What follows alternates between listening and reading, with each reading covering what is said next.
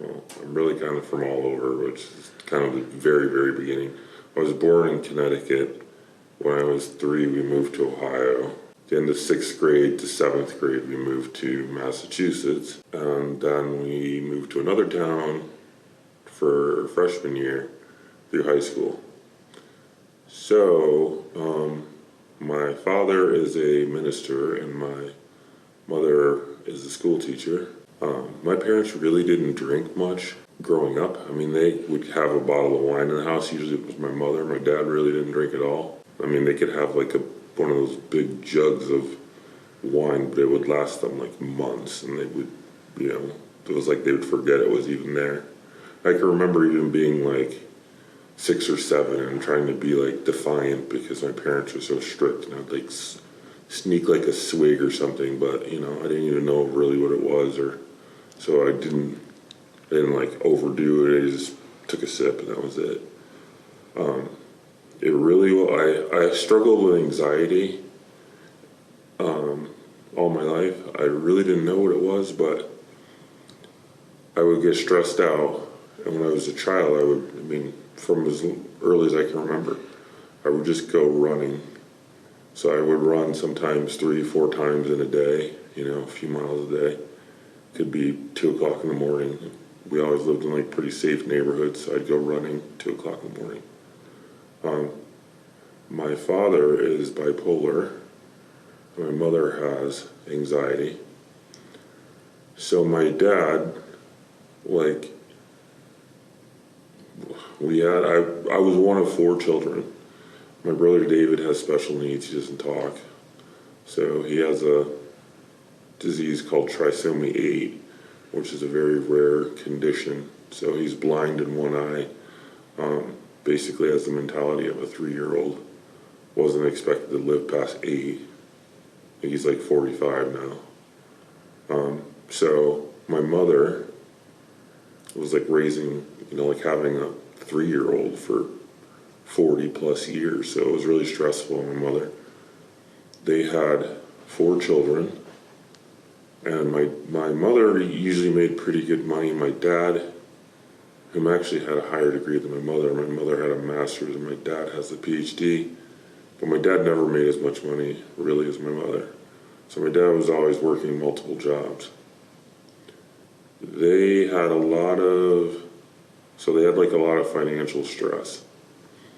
And my dad, being bipolar, the more stress he had, the more it would trigger we used to call it his mood. And we could practically plot it on the calendar. Like it was like every 6 weeks we knew. I mean, some days like you could come in and the house could be, kind of dirty or whatever, and my dad wouldn't say a word, and some days he could come home and the house could be like immaculate and like one piece of paper on the floor, and he would like blow his lid, like it was just go crazy, yelling and screaming. And he's from Texas, so corporal punishment.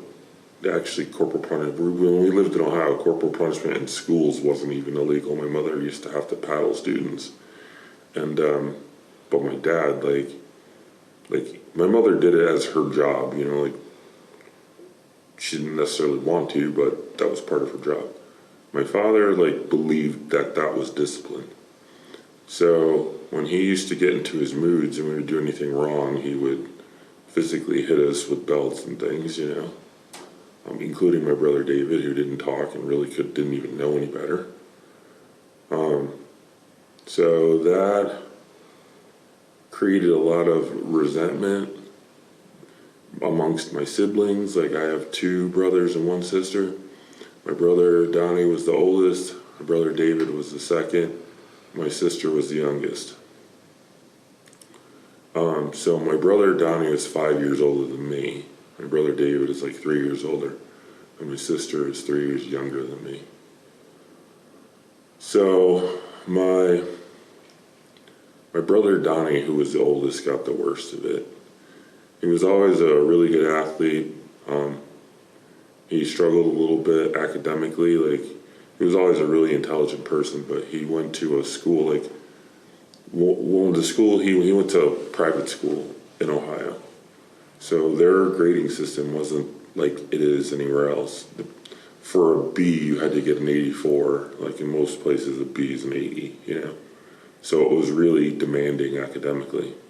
But my brother excelled on the football field.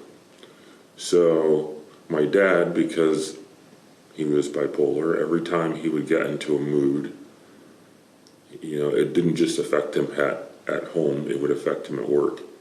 So my dad, who was a pastor of churches, you know, he was like in charge of it, he would argue with people at the church, and every time he would argue with them, he would be like, all right, I'm leaving. Well, he didn't really have another job set up, and he had 4 kids. So, of course, it's going to create financial stress.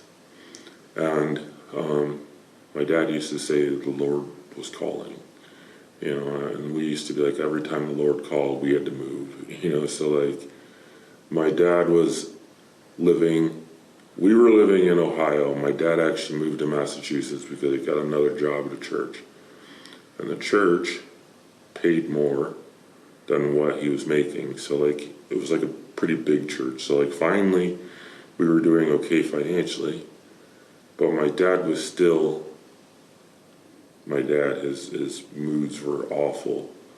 And at one point, I forget how old my brother was. He was maybe like 8th grade, and he got into a physical fight with my dad because my brother had done something to me. I told my dad, and my dad like took it out on my brother, you know. And after that, my brother kind of resented me. Like, my brothers and sisters always felt like I was my dad's favorite anyway, you know, even though like I got it just like they did, but you know, maybe not as bad as they did. So my brother, like, when we moved to Massachusetts, I was in 6th grade going to 7th grade. My brother was in 11th grade going to 12th grade. And my brother had, you know, picked his grades up, and he was in line to get a football scholarship to University of Toledo, which is like a Division I school. And they moved him all the way across the country. And so he didn't know anybody. Like, everything he had worked for to get a scholarship was gone. So he really resented my father. I mean, he moved him in his senior year. He really, really resented my father.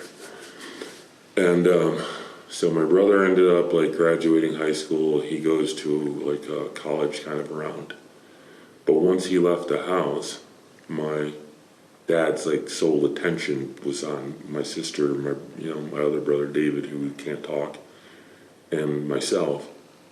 And I was thin growing up, but my sister was overweight, and my dad used to like call her fat, and he'd call my mother fat, and you know, like I'll never forget one time he said something. He called my sister fat, and I like stuck up for her. And me and my dad started like physically wrestling, so to speak. And he pushed me back, and I was standing near a door, and my shoulder went through the window. And I didn't know it at the time, but I ended up needing like 14 stitches because it was cut so bad. But I didn't know it, so I just went out running, and all of a sudden I just felt this pain. I'm like, oh man, I can't believe this. So I noticed it was cut, and I went back and I told my mother. My mother takes me to the hospital, and I remember thinking, I told them, you know, because you have to report that kind of thing. My dad's a minister, though, like nothing happened. I remember, like, at that point, like, I resented my mother because she didn't do anything about it. I mean, she did, but she didn't. You know, she had 4 kids. She really couldn't do anything. That's the way she felt. But I resented her for it. And I resented my dad for doing that. And to this day, I'm pretty bad about, like, when I harbor resentment, I hold on to it for a long time. And that was my freshman year of high school. And I remember it was that moment that I decided that I wasn't going to do what my parents said I was supposed to do anymore. Like, I was going to rebel completely. I mean, my dad's a minister, so drinking wasn't acceptable, going out wasn't acceptable. I just remember thinking, I can't wait until I turn 18. And once I get out of here, I'm going to do whatever I want. And that's what I did. But I didn't wait until I was really 18. I started rebelling at 15. Because I remember I had my first drink of alcohol when I was 15, with just some friends. I remember it was Miller Genuine Draft, I'll never forget it. Because I didn't like the taste of it. It was awful, I thought. But I remember we would just drink it real fast, and I felt the effects of it. And the effects had the same effect that running for 3 hours had on me. But I could get that effect in 10 minutes instead of having to run for 2 hours. And I like that. And so, I lived with my parents, so I couldn't really, in hindsight, I was developing a problem at that point. Obviously I should never have had anything to drink back then. But to me, it was like, I have all this stress at my house. This is my outlet. This is my way to relax. And I thought that was what mature adults did, was, they had a couple of drinks to relax. And my parents didn't do it, and I thought that made them abnormal. So I ended up getting in more trouble throughout high school. Not a lot, but enough. Enough to get kicked off the basketball team because I failed Spanish my senior year. I failed Spanish. I got a D, but either way, it was not good enough to be on the team. And I remember that destroyed me. So I remember the team wanted me to still be around, and I can remember taking the bus with them, but I had vodka in my bag, and that was my senior year of high school. And so finally I graduate and go to college. I go to college in North Carolina. Well, my brother, whom I told you is 5 years older than me, he was already legally 21, and I had access to all his information. So from I want to say it had to have been my senior year. I've had a copy of my brother's driver's license for it was legitimately, it was perfect. And I used that for 4 years until when I turned 21, it wasn't even a big deal because I'd already been 21 since I was 17. But that gave me access to everything. I was going to clubs at 17 years old, and my town was, not diverse at all. I was one of a couple of black families in the whole town. And so I never really felt like I fit in. So I tried to find places I could fit in. And geographically, New England is pretty much the same. So I started branching out, and at first it was to Connecticut or to New Hampshire, and then it became New Jersey. I'd go there for the weekend or the week or whatever. Then I went to school in North Carolina, and everywhere I went, I wasn't really accepted in high school, and I don't know if I got better looking or gained some weight, but I was so thin that I just became a man. And for the first time in my life, I started to get attention from women, and I felt like I could be a different person when I drank. I wasn't awkward anymore. I could be social. I could be funny, and the life of the party. That's what I thought, and it just became more and more. When I went to I graduated from college, but it took me 5.5 years, and I basically figured out that, okay, if I want to go out during the week, I can't have 8 o'clock classes, so I'm going to take 10, 11, and 12 o'clock, so that way I'm out early enough to go out drinking, and it's late enough in the morning that I can still make it to class. So I basically managed around my partying through college. And once I got through college, I was okay, well, I graduated college. I wasn't even thinking at this point I might have a problem. ironically, pretty much any job I had after that, alcohol was some sort of an issue, whether it was calling in to work or not being, 100% attentive at work. But I thought, like, these people don't understand. They were just hating on me, like it wasn't, I wasn't the problem, they were the problem. So every time I would burn a bridge, I would move.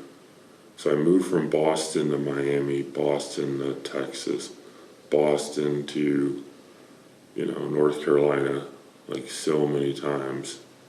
I mean, in like 10 years, I must have moved at least 10 times, like sometimes multiple times in a year, and just burning bridges and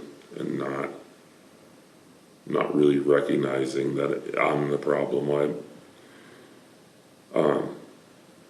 Finally somebody said to me, I think I started to get it maybe like 10 years ago. Like I started thinking every major problem, I've already had a DUI at this point, one.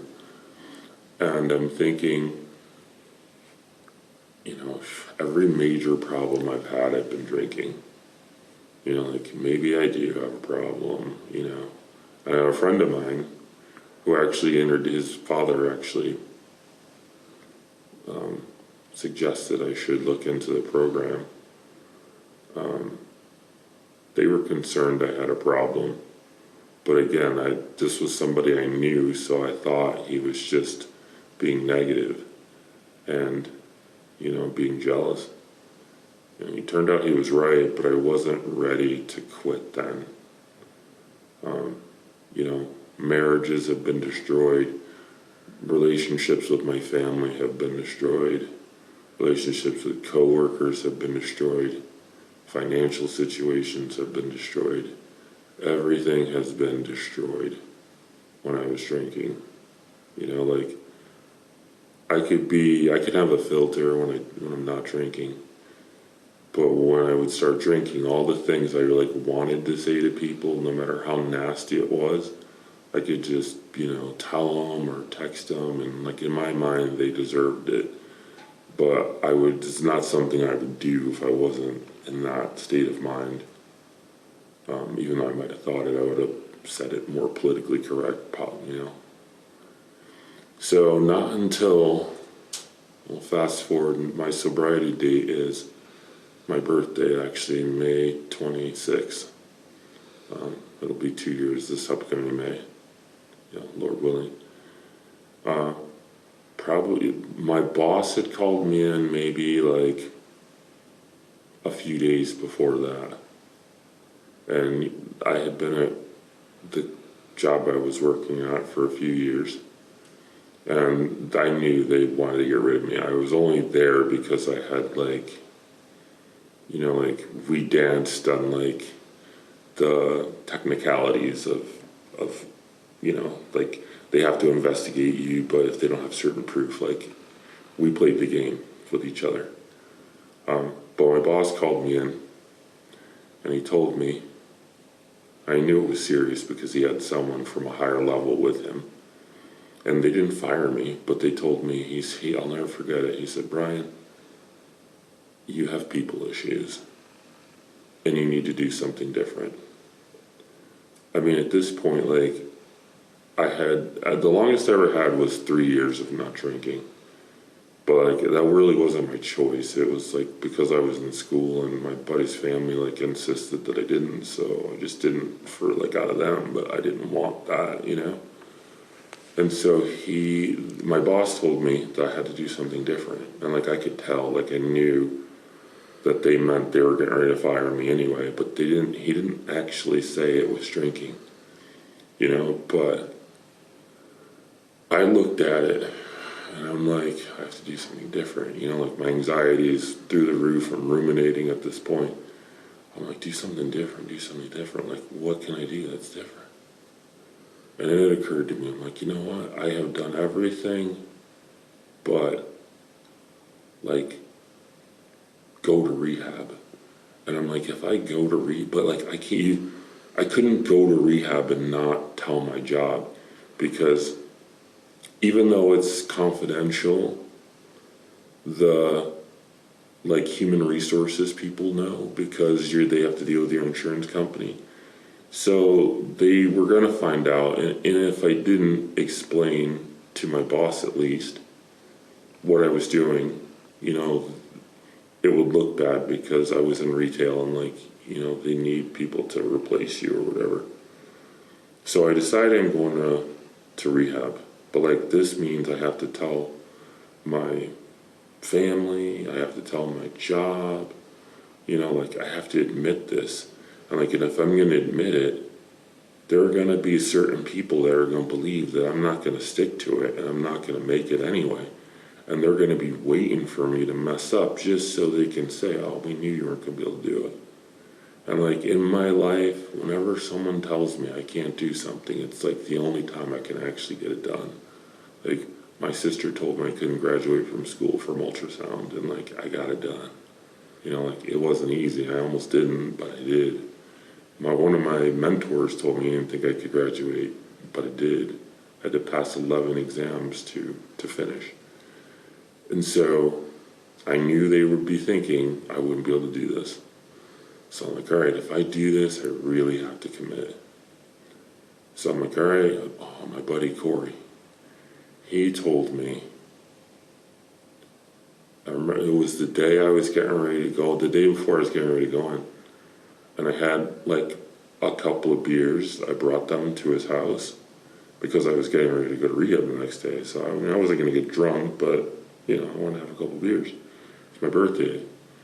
And my buddy looks at me, he's like, man, I hate it when you're like this. He's like, I don't even want to be around you. And I'm like, are you serious right now? I'm going to rehab tomorrow. Like, I only have one beer here. Like, I really had one or two maybe, you know. And like, when he said that to me, I said, you know what? All right, you're right, man. But I remember being mad at him for that. My buddy Corey, like, he said, you know, he hates being around me. So I'm like, all right, I'm not going to drink, but I was mad that he like ruined my last drink. But it was even more fuel to go there and to get it done. Because again, I don't even know if he really thought I could do it. I don't even know if I really thought I could do it. But I knew that if I was going to like tell people publicly, then I was going to have to do it, because, you know, like that's something I've never done. That's different. My boss said I had to do something different. That was different. I had never publicly admitted to anyone that I'm an alcoholic and I had a problem, you know, even though they all knew, but I don't know, for whatever reason, I just couldn't say the words. So I went in and I just listened. I dug in the first day. When they checked me in, I hadn't even had a drink, so I was sober completely. And the main thing, it was detox for 3 days. I really didn't even need to be there for that. But I wanted to be there because I knew I needed to go 3 days without having anything to drink. And I knew that if I was in there, I couldn't get to anything to drink, and I couldn't change my mind, and I would have at least 3 days. So I got my 3 days, and then they do what's called partial inpatient, in which case they drug test you and they breathalyze you, or, you know, every day. So I knew that was great, because it's like, all right, they're going to check me every day. So there's no way I can drink, because I know they're going to check me every day, and I'm not going to, you know, like my private insurance is paying for this. So like I'm paying for this at this point. So I'm like, this is going to cost me money. Like I'm doing this. So I got in for like 10 days, and my insurance company didn't want to extend me, but they ended up eventually extending me. So I got like 18 days there, plus my like 3 days that I was in detox. So I had like three weeks of not drinking.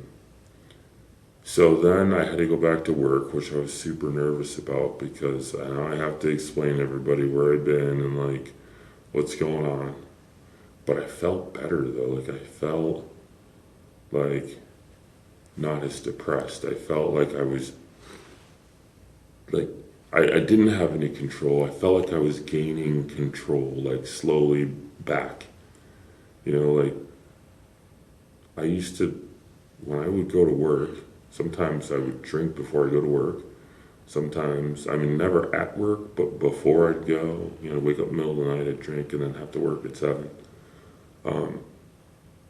But I'd be at work and I'd be thinking like, oh, I can't wait to get out of here so I can get something to drink every day. And that, I started having more time because I used to drink when I get off of work at like 5 till like 9 and then go to sleep. So for those hours, it was like, man, what am I going to do? So I can remember when I got out, I used to go to bed at like 7 o'clock because I had nothing to do and I didn't want to think about drinking. So I just tried to go to bed as early as possible. And I would wake up so early. I'm like, wow, what am I going to do now? I'm up early. So I started thinking like, okay, I'm going to have to exercise. Like, I got to start working on all the things I've been neglecting for all these years to fix, because now I have the time to do it because I'm not drinking, and B, like they need to be done. So I started doing that, and you know, I started working the steps. I found a group. It was really weird because I didn't think the group was gonna like fit for me, because again, I was pretty much one of 2 minorities in there, and I didn't think that I would be accepted, but I completely was. And you know, I'm glad because there was a lot of years in there and like a lot of knowledge, and I was open to receiving it, which I never was before. Like people would tell me things and I would kind of yeah, but in the back of my head I'm like, yeah, I'm not doing that. This time I was like, you know what, I'm gonna do what they say. And they told me, one of the things they said was, if somebody asks you to do something, even if you don't want to do it, just do it. What else do I have to do? You know, like, why not?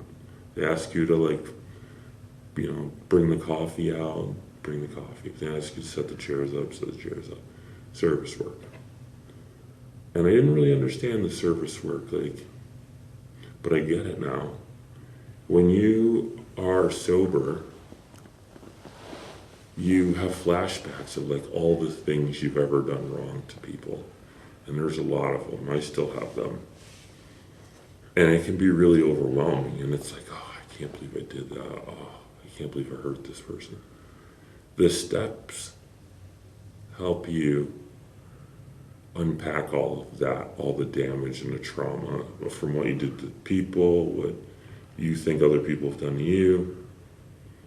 And it helps you to just gain, you know, acceptance that you can't change any of these things. And you try to make right what you can make right.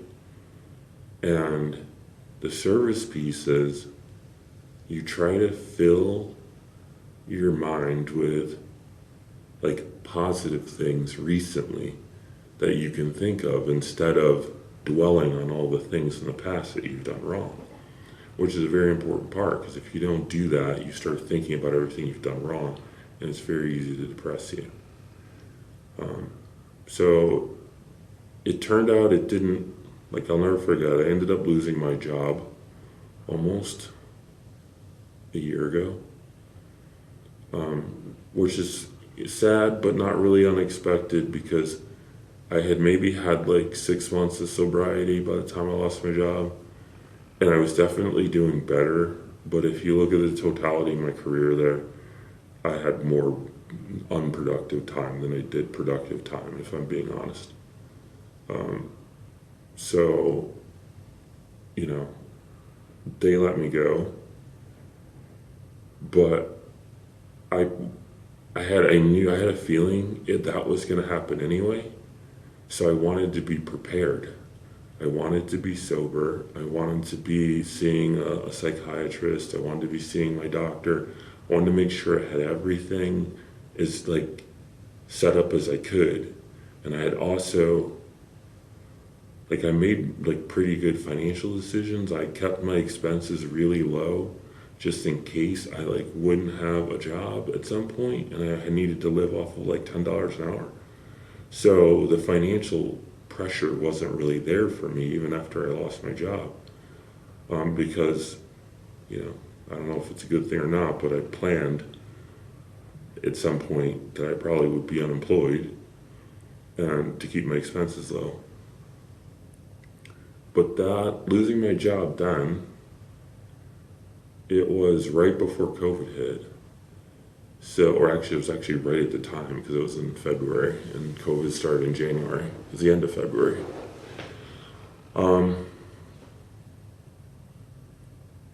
That was like kind of traumatic because like, oh, I was doing better, but like, you know, here I am out of a job.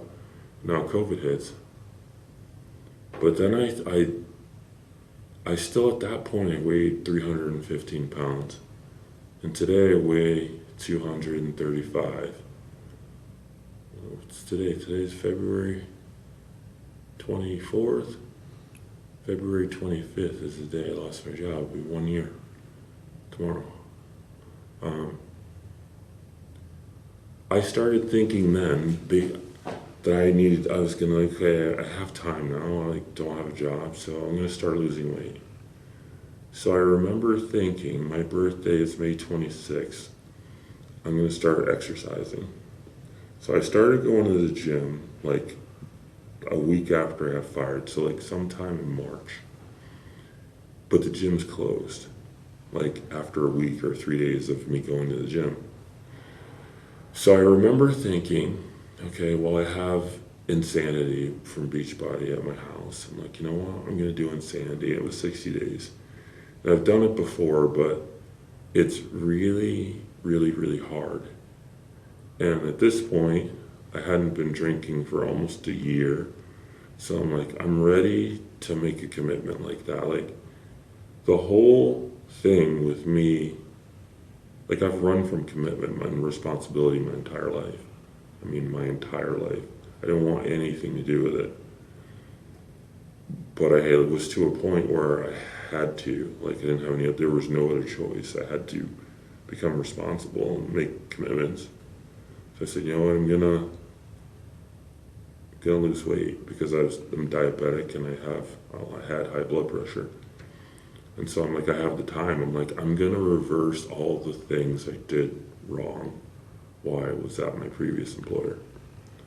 So I did Insanity for 60 days.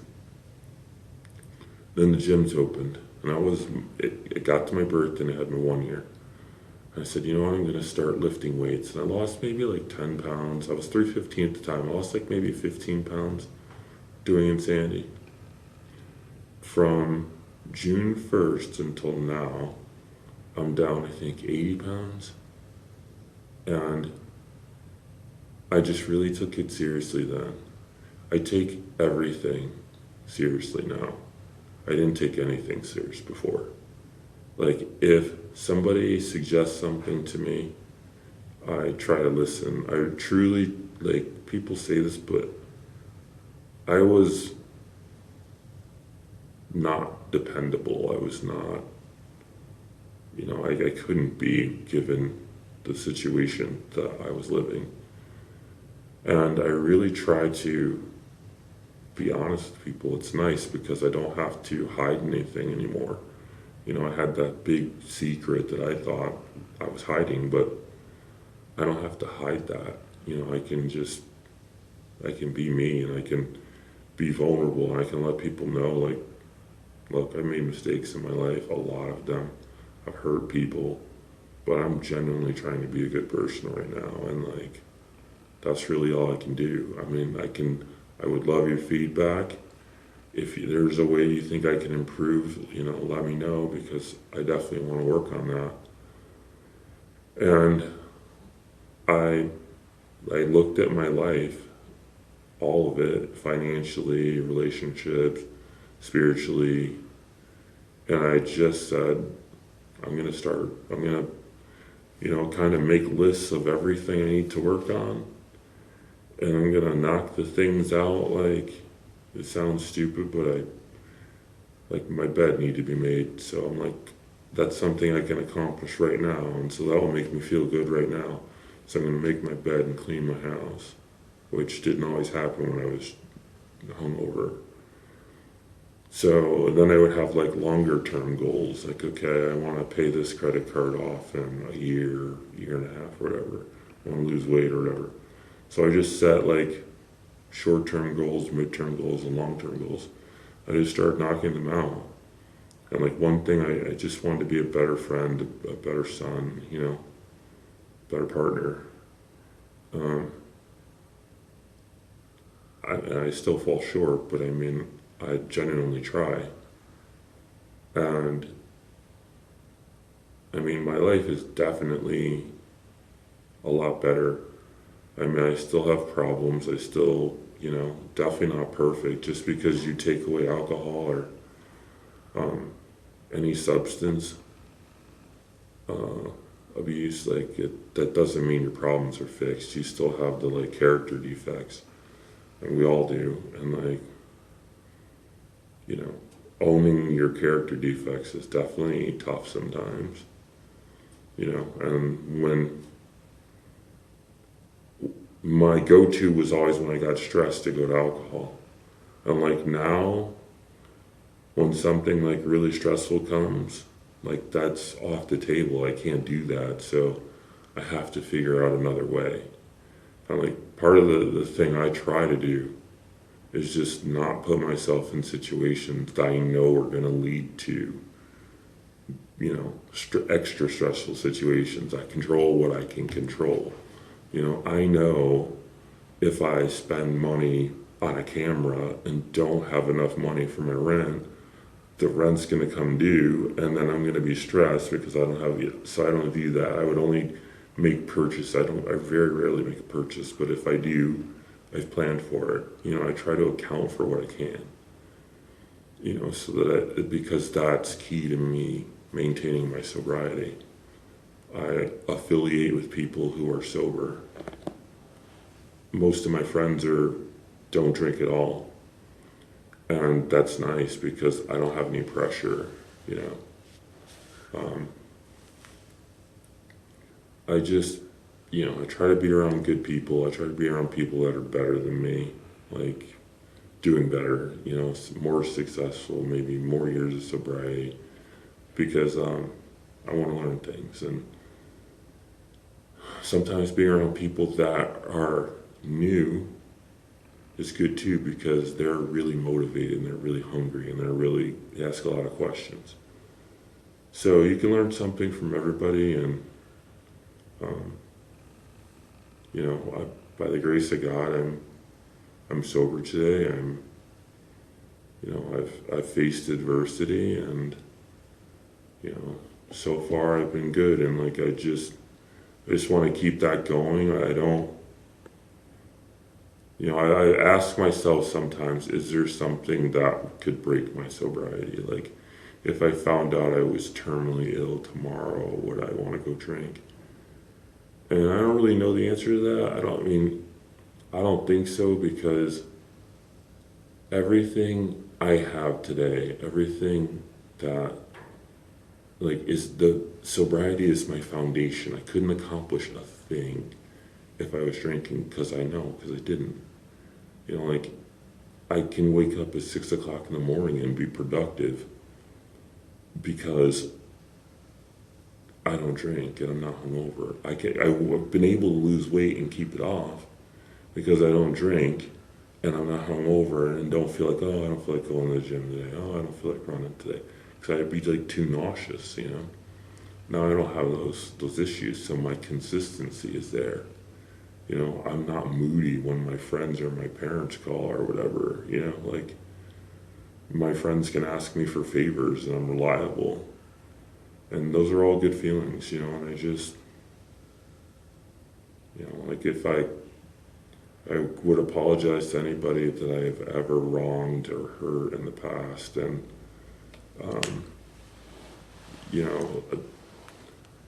that was who I was. It's not who I am today. I haven't even spoken to my sister in years because she didn't agree with my lifestyle choices, and it's unfortunate. I love my sister, I love my brother and my parents. My parents have always been there, but I've had a lot of people leave me, and they should have, because of the way I was acting. But that was, it's in sobriety, it's like you almost have two different lives. That was my previous life, and now I have a new one, and I would just ask that anyone who knew me would get to know the new me. And that's all I have.